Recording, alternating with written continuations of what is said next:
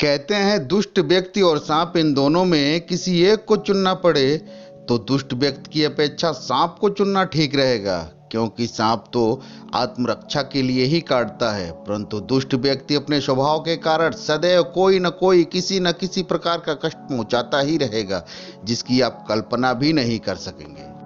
इसलिए दुष्ट व्यक्ति सांप से अधिक घातक होता है। जैसे अन्य व्यक्तियों की अपेक्षा मूर्ख व्यक्ति भी दो पैरों वाला होता है, परंतु वह प्रत्यक्ष रूप से अन्य मनुष्यों के समान होने पर भी पशु के समान है। भले ही उसके दो पैर हों, परंतु वह श्रेष्ठ लोगों को उसी प्रकार कष्ट पहुंचाता है जैसे शरीर में चुभा हुआ कांटा शरीर को कष्ट पहुंचाता।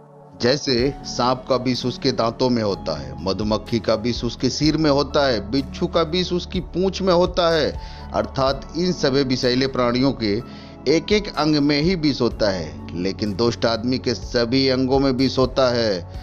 वह कब कहाँ कैसे काटेगा किसी को पता नहीं चलता है। किसी ने सच ही कहा है, सब जीव के जहर तो उसके दांतों में होते हैं, लेकिन आदमी ही एक ऐसा जीव है जिसका जहर उसकी बातों में होता है। अगर आप दान देना चाहते हैं तो भूखे व्यक्तियों को भोजन कराएं, प्यासे को पानी पिलाएं और अपने माता पिता की सेवा में तत्पर तैयार रहें। दिखावे में ना जाएं।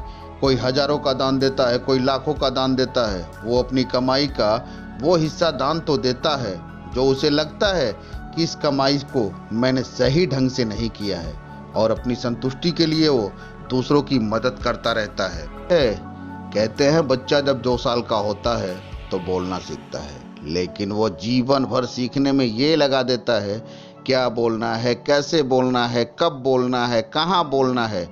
जीवन भर सीखता ही रहता है। यदि आदमी के अंदर लालच है तो उसे किसी अन्य बुराई की आवश्यकता ही नहीं होनी चाहिए। यदि आदमी चुगलखोर है तो उसे इससे बढ़कर और कोई पाप क्या कर सकता है। इसलिए आदमी को सरल होना चाहिए, क्योंकि पानी से ज़्यादा सरल कुछ भी नहीं होता है, लेकिन वो बड़े से बड़े चट्टान को भी तोड़ देती है। और अंत में यही कहूँगा कि यदि मनुष्य के अंदर सत्य बोलने की शक्ति आ जाती है तो उसे तप करने की कोई ज़रूरत ही नहीं है। अपना मन पवित्र रखता है तो उसे किसी तीर्थ स्थान करने की भी ज़रूरत नहीं होती है।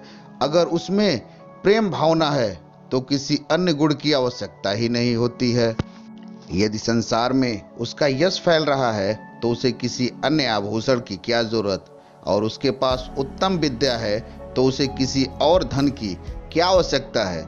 और यदि उसके कारण उसका अपमान और अपशय फैल रहा है तो उसे जीते जी मरे हुए व्यक्ति के समान माना जाता। वीडियो अच्छी लगी हो तो लाइक करें, शेयर करें, कमेंट करें, और चैनल पे नए हैं तो सब्सक्राइब करें, ताकि मैं ऐसी ही वीडियो लाता रहूं।